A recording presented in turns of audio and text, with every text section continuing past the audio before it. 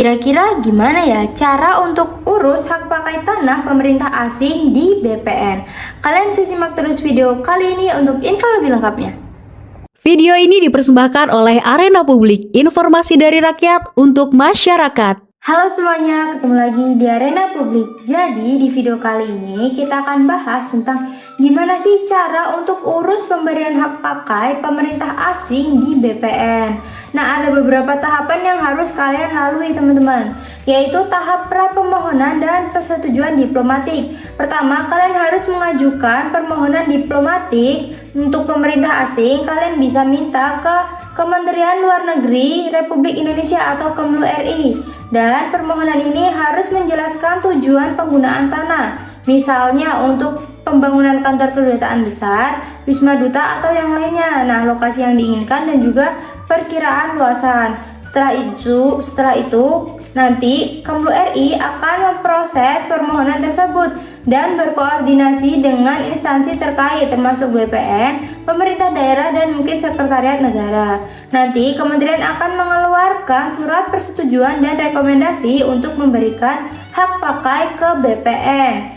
Persetujuan ini akan mempertimbangkan prinsip resiprokal, hubungan diplomatik, dan kepentingan nasional. Setelah itu kita bisa langsung ke tahap pengajuan permohonan ke BPN. Pertama, kalian harus menyiapkan beberapa dokumen permohonan, yaitu surat permohonan hak pakai, surat persetujuan dan rekomendasi dari Kementerian Luar Negeri, lalu identitas resmi perwakilan seperti fotokopi akreditasi kepala misi diplomatik atau konsuler atau surat penugasan resmi, lalu fotokopi paspor kepala misi atau pejabat yang berwenang, surat pernyataan penguasaan fisik bidang tanah, peta lokasi tanah, bukti lunas pajak bumi dan bangunan atau PBB tahun terakhir, rencana penggunaan tanah, surat keterangan tidak sengketa dari kelurahan atau desa, dan surat rekomendasi atau kesesuaian tata ruang dari pemerintah desa setempat. Setelah dokumennya lengkap, nanti perwakilan dari pemerintah asing atau pihak yang dikuasakan ke kantor pertanahan yang wilayahnya mencakup lokasi tanah bisa datang ke kantor pertanahan atau BPN, lalu bisa ambil nomor antrean dan ajukan permohonan di loket pelayanan.